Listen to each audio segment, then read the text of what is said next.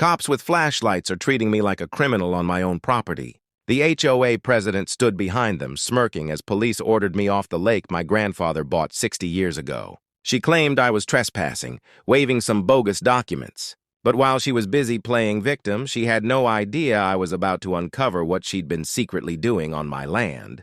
The property had been in my family for 3 generations, passed down from my grandfather, who repurchased it in the 1960s. He'd saved for 15 years, working double shifts at the steel mill to afford this piece of paradise. Never let anyone take what's rightfully yours. It was my sanctuary, complete with a pristine lake that reflected the stars like scattered diamonds. I had set up my tent by the water's edge, built a small fire, and was settling in with a cold beer when everything went sideways. My heart hammered as I unzipped the entrance, squinting against the harsh beam of his flashlight. Neighbors from the Pine Hollow Homeowners Association, including their president, Lydia Warrick, were clutching their ever-present folder of documents. She stood like a general surveying a battlefield, her navy blue power suit crisp despite the late hour. Clara Hayes looks uncomfortable but trapped by social pressure, and 2 other board members whose names I'd never bothered to learn, all wearing matching HOA pins like badges of authority. We've received a report of trespassing on community property, Luke continued, his voice carrying a tired edge that suggested he'd rather be anywhere else. I couldn't believe what I was hearing. "This is my property," I said, reaching slowly for my wallet to show my identification. "My grandfather registered this land with the county decades ago. I have all the documentation." Luke glanced nervously toward his patrol car, then let out a long sigh. "Look, work it out with the HOA." His reluctance was palpable, like he was being forced to play a role he didn't want. Lydia stepped forward, her voice sharp as broken glass. "This lake has been designated as community property according to documents filed by Harold Vance, our former treasurer. Your alleged ownership papers are irrelevant to our community guidelines, Mr. A. It's a petty power play that has made my blood simmer." But Lydia silenced her with a glare. Lydia waved her folder like a weapon, insisting that the HOA's rules superseded any county records. She claimed they'd been organizing community events at the lake for months, charging fees that went into the association's coffers. The absurdity of it all made my head spin. I noticed an HOA sign planted near what I knew was my property line, positioned just wrong enough to be suspicious. As I packed up my tent under their watchful eyes, the injustice burned in my chest. Luke avoided my gaze as I loaded my gear, but I caught him whispering something to Lydia about not pushing too hard. She dismissed him with a wave, her eyes gleaming with a satisfaction that made my skin crawl. Inside the old barn, I found boxes of my grandfather's papers and started digging. There it was, a letter from the HOA dated 5 years ago, requesting he donate the lake to the community for everyone's benefit. The dates didn't match what Lydia claimed about Vance's document. I grabbed a flashlight and headed back outside, my footsteps crunching on gravel. And there by my lake, a bonfire blazed bright with Lydia's folder, glinting beside it, untouched by the flames like a taunt. A week had passed since the midnight invasion, and I'd spent every spare moment preparing for war. The Pine Hollow HOA offices were located in a converted house on Maple Street. I walked in carrying my own folder of documents ready for battle. The meeting room buzzed with conversation that died the moment I entered. The space had been arranged like a courtroom, with the board's table elevated on a makeshift platform and a single chair positioned in the center like a defendant's seat. Lydia's wall of achievements loomed behind her. Lydia sat at the head of the table, her folder prominently displayed, addressing me before I could even sit down. "You don't belong here, Harper. This is a members-only meeting. And last I checked, you're not welcome after your trespassing stunt." His face flushed red, veins bulging in his neck like he was personally offended by my existence. Other board members shifted uncomfortably in their seats, caught between Lydia's authority and their own sense of fairness. "These are the original property records, including the 1968 survey, which clearly shows the lake within my property boundaries." Lydia's laugh was sharp and dismissive. "Your grandfather's old papers mean nothing compared to the community's needs." She pulled out a letterhead document, waving it like a flag of victory. That's when Sophia Bennett leaned over and whispered in my ear. This 29-year-old marketing freelancer had moved to Pine Hollow recently, and I'd noticed her recording the meeting on her phone, trying to be subtle about it. My mom was forced to sell her house because of made-up HOA violations, she murmured. Lydia's been collecting event fees at your lake, thousands of dollars that mysteriously never show up in the HOA's public financials. The revelation hit me like a lightning bolt. Lydia had turned my family's lake into her personal cash cow, organizing paid events and pocketing the proceeds. So you've been trespassing on my property and profiting from it? Lydia's response was swift and vicious. The next day, I received a letter from her attorney threatening legal action if I didn't cease my harassment of the HOA. They demanded either that I formally surrender the lake or pay retroactive usage fees for the times I'd visited my own property. The letter estimated these fees at $50,000, a number so absurd I actually laughed out loud despite my fury. Sophia and I met at a coffee shop to strategize. She showed me clips from her HOA horror diary vlog, including footage of Lydia calling me various wrong names and making contradictory statements about the lake's ownership. She almost caught me recording once, Sophia said, describing how Lydia had demanded to check her phone during a meeting. I had to switch apps and pretend I was texting my boyfriend quickly. As we talked, I noticed the surveyor's marks on my property map didn't match what I'd seen at the lake, confirming my suspicion about the moved boundary markers. The pressure mounted over the following days. My work voicemail is filled with hang-ups and heavy breathing. Even my regular coffee shop suddenly had machine problems whenever I showed up. But I also noticed cracks in Lydia's support. Clara Hayes approached me at the gas station, admitting she'd never seen the actual Vance documents and was starting to question Lydia's story. I spent my evenings poring over property law, learning about adverse possession and prescriptive easements, arming myself with knowledge for the battle ahead. That evening, I returned to check the fence line at sunset, comparing reality to my grandfather's old survey. Someone had moved the markers at least 20 FT onto my property. As I documented everything with photos, headlights suddenly washed over me. "This lake belongs to us now, Harper." They had no idea who they were dealing with. The property markers had been deliberately moved. "Your actual property line extends 30 FT beyond where these new markers sit." I had him document everything, creating an official report that would stand up in court.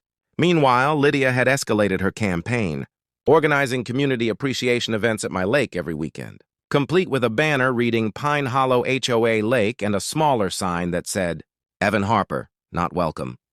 The events were deliberately provocative. Residents posed for photos with hashtags about our beautiful community lake, while Nate Powell stationed himself as an unofficial security guard, live streaming anyone who approached. They'd even set up a donation box for lake maintenance, though I knew exactly where that money was really going. It matched the logo on Lydia's company windbreaker, the same one she wore to every HOA meeting like a uniform of authority. This 70-year-old eccentric had lived in Pine Hollow his entire life, and his property bordered mine to the north. He climbed out slowly, adjusting his worn baseball hat, and pulled out a pizza box from the passenger seat. "A man saved my life once when I fell through winter ice. They sent inspectors at dawn, hoping to catch him off guard, brought in experts with falsified credentials, and even staged a public health scare about water contamination. They thought I was just another dumb farmer. Showed up to court with manure on my boots and a preponderance in my briefcase. He'd successfully fought the county once over a similar land grab attempt, keeping documents that proved a pattern of fraudulent claims. His knowledge of local property law was encyclopedic, learned through decades of fighting bureaucratic overreach. She'd found social media posts from 5 years ago showing Lydia at a seminar titled Maximizing HOA Revenue Through Creative Asset Management. The presenter was later convicted of fraud for teaching HOAs how to seize property illegally. Photos showed Lydia taking copious notes, her folder already thick with plans. "She's been planning this for years," Sophia said, showing me screenshots she'd saved before Lydia made her profiles private. We also discovered Luke Carver and Lydia had gone to high school together, explaining his reluctance to intervene. The community meeting that night was a masterclass in manipulation. Lydia presented her evidence with the skill of a practiced con artist, showing photos of community events at the lake dating back 3 years. Of course, she failed to mention these were all after my grandfather's death, when I'd been too busy with work to visit regularly. Nate led a group demanding that I be banned from all HOA properties, while others signed a petition supporting the community's status at the lakes. But cracks in her story started showing when Clara Hayes asked to see the original Vance documents. Lydia claimed they were in secure storage for legal reasons. When another resident questioned why the HOA's financial reports didn't show lake event revenue, she deflected with talk of separate accounting for special projects. I sat quietly, recording everything, letting her dig her own grave with contradictions. Sophia caught it all on video, including Lydia's flash of panic when someone mentioned getting the county involved. The real shock came when I decided to camp at the lake again that night, asserting my rights. Walter parked his truck nearby as a witness while Sophia monitored social media for HOA chatter. 3 trucks pulled up, and a work crew began installing permanent fencing around their lake. Got families to feed, but not like this. I know that look in your eyes. The moral weight of their actions was sinking in, cracking through whatever story Lydia had sold them. When I approached with my surveyor's report, the foreman backed away. "The lady at the HOA said this was all legal, but I don't want any trouble," he muttered, packing up his tools despite Nate's protests. Told him Lydia tried the same thing with the Henderson's Creek access 5 years back. He handed me another folder, this one containing email printouts between Lydia and various contractors, discussing property acquisition strategies that sounded more like corporate raids than community improvement. The evidence was mounting, but I needed something more decisive to end this once and for all. Her latest vlog post about the confrontation had gone viral in the Pine Hollow community groups. Comments poured in from residents sharing their own stories of Lydia's overreach, mysterious fees, fabricated violations, and pressure tactics.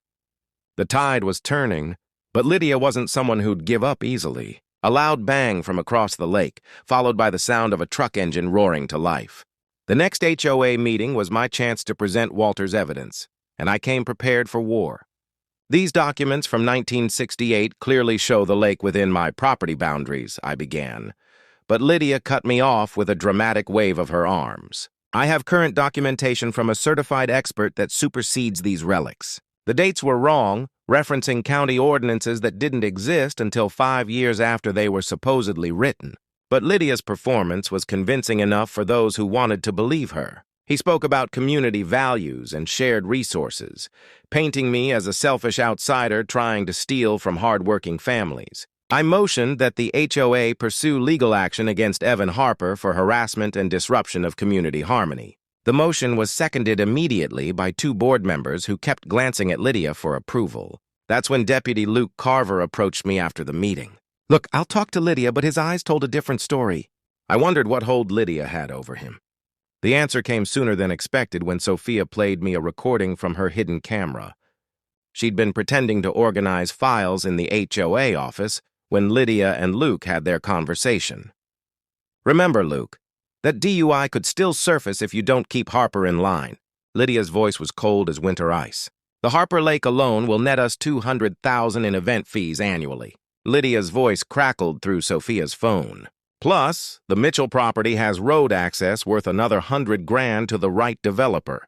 We've already driven out 6 families using covenant violations. By next year, we'll control every water access in Pine Hollow." Lydia detailed her plan to use the lake for exclusive HOA events, charging premium prices that would go into a special fund she controlled. Luke's response on the recording was barely audible. "This is wrong, Lydia. Harper's not hurting anyone. Besides, you're in too deep now, Deputy." I decided to test the waters by attempting to camp at my lake again.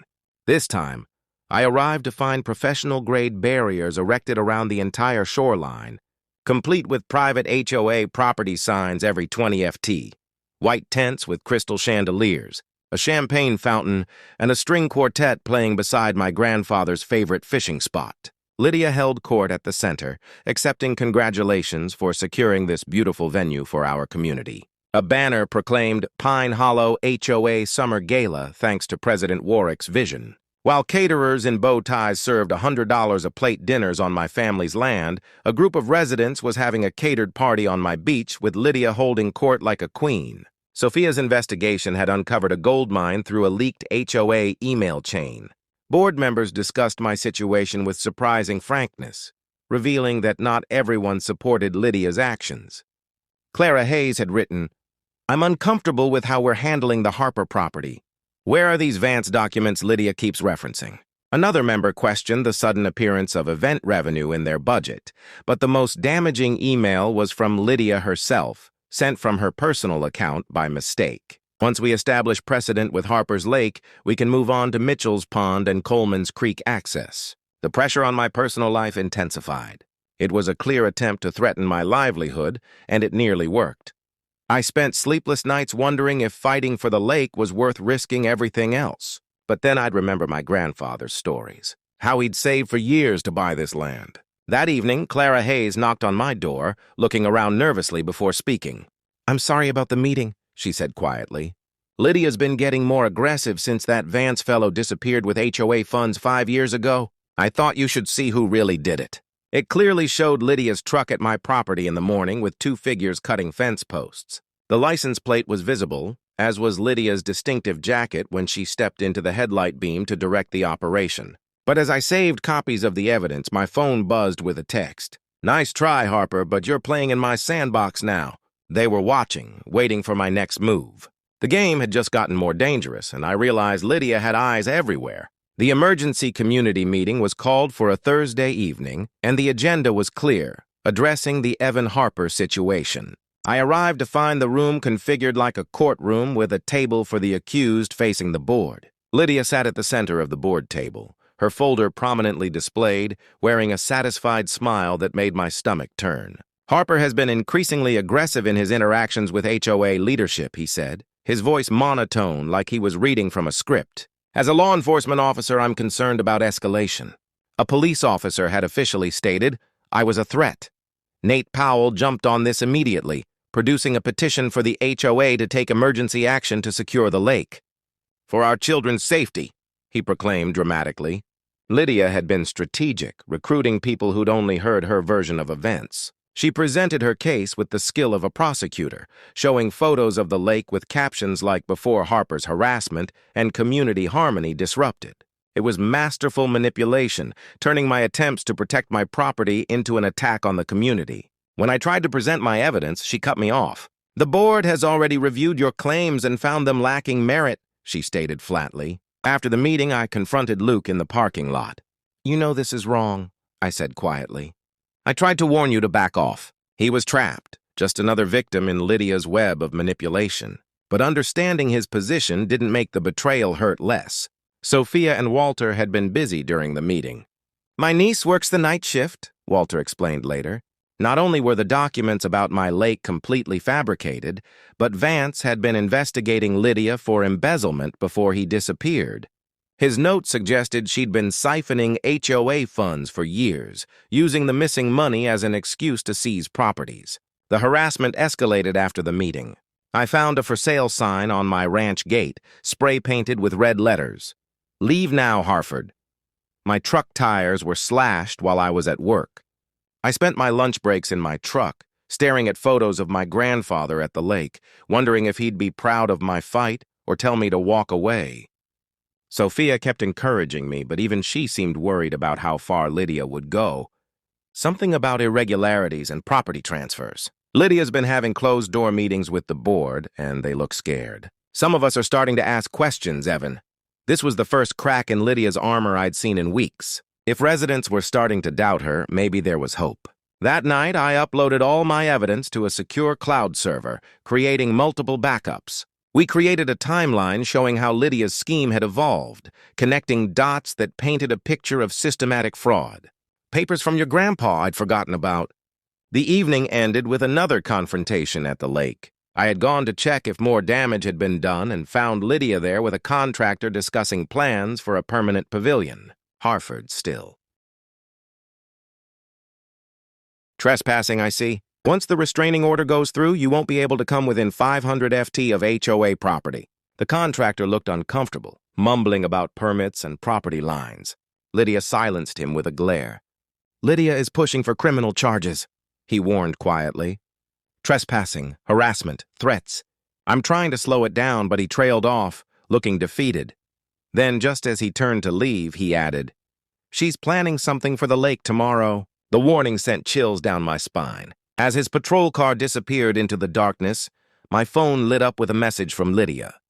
"The lake is ours, Harper." I arrived at the lake to find Lydia surrounded by officials from the Environmental Protection Agency, news crews, and what seemed like half of Pine Hollow.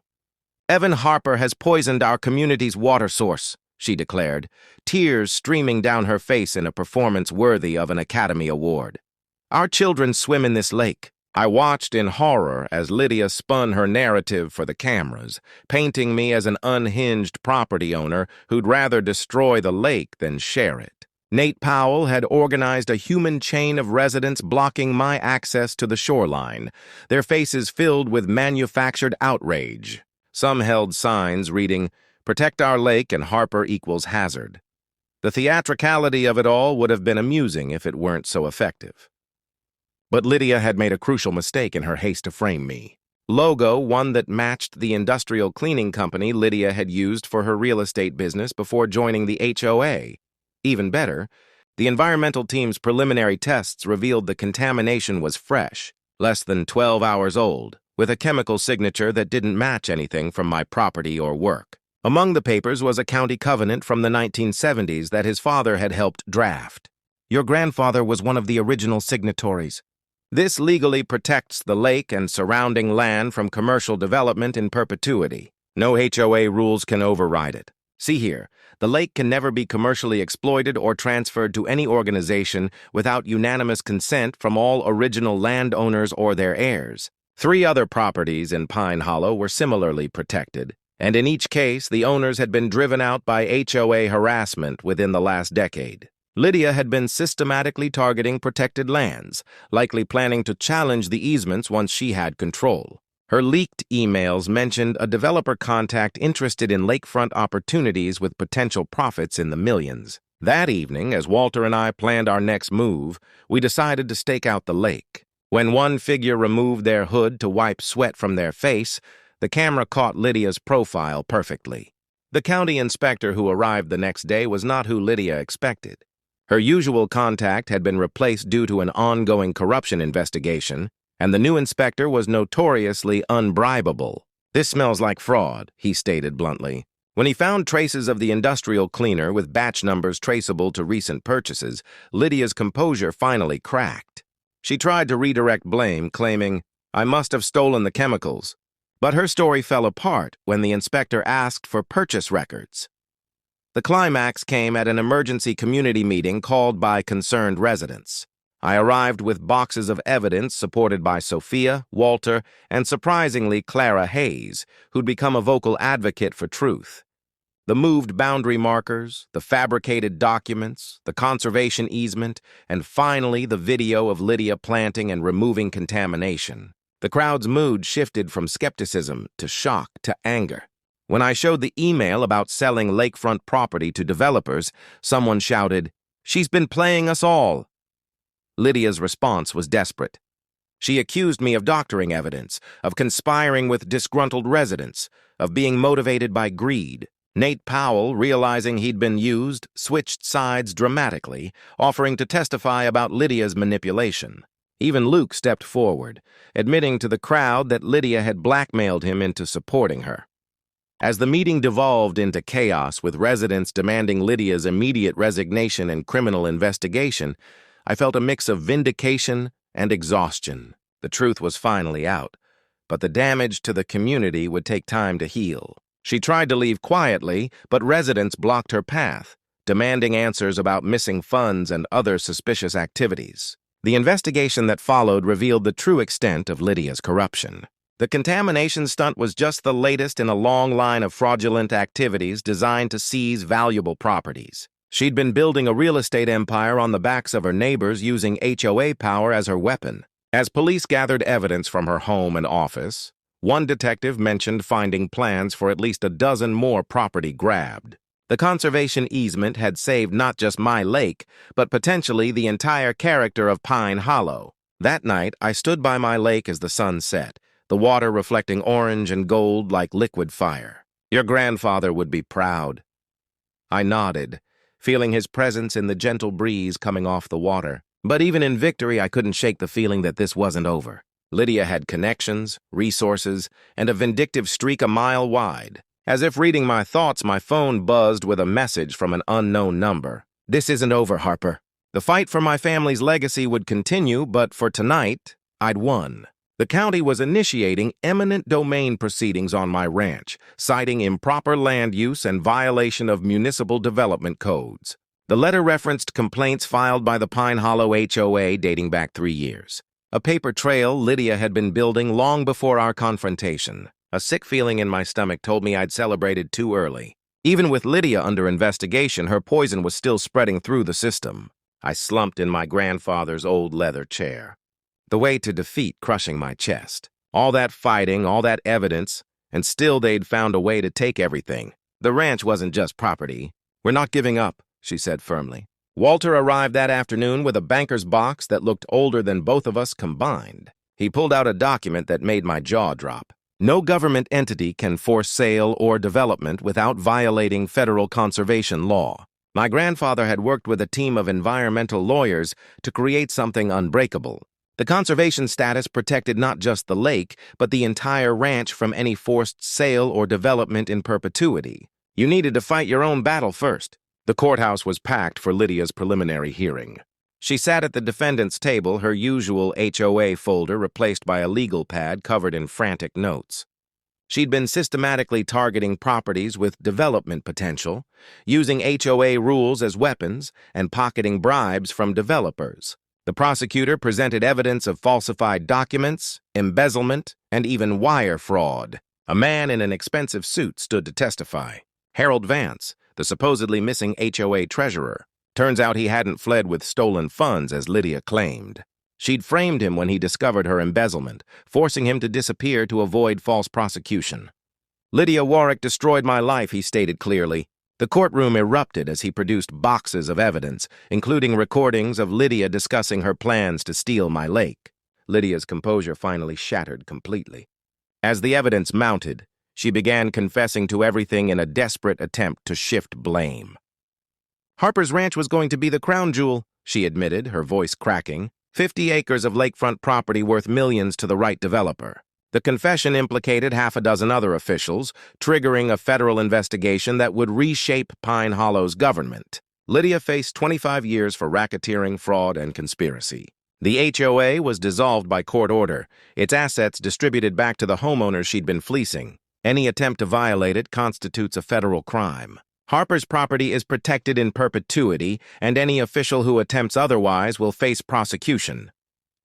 As Lydia was led away in handcuffs, she turned to glare at me one last time. The hatred in her eyes was pure, but so was the defeat. Luke Carver approached as the courtroom emptied, finally free from her manipulation. "I'm sorry for everything," he said quietly. His redemption arc was just beginning, but at least he was trying to make things right. The victory celebration at the lake that weekend was like something from a movie. Former HOA members brought food and drinks. Kids swam in the water that had supposedly been poisoned, and Walter held court with stories about my grandfather. Clara Hayes brought a homemade apple pie with "sorry" written in crust, which got a laugh from everyone. Justice for Evan had become a rallying cry against HOA overreach everywhere. I stood at the end of my dock as the sun set, the same spot where my grandfather had taught me to fish 30 years ago. "This lake belongs to everyone now," I announced to the gathered crowd. "My grandfather believed in sharing nature's beauty, and that's what we'll do. But legally, officially, and forever, this land stays in the Harper family." The cheer that went up probably reached Lydia in her cell. Sophia set up a permanent webcam showing the lake, creating a memorial to our fight against corruption. Lydia had somehow managed to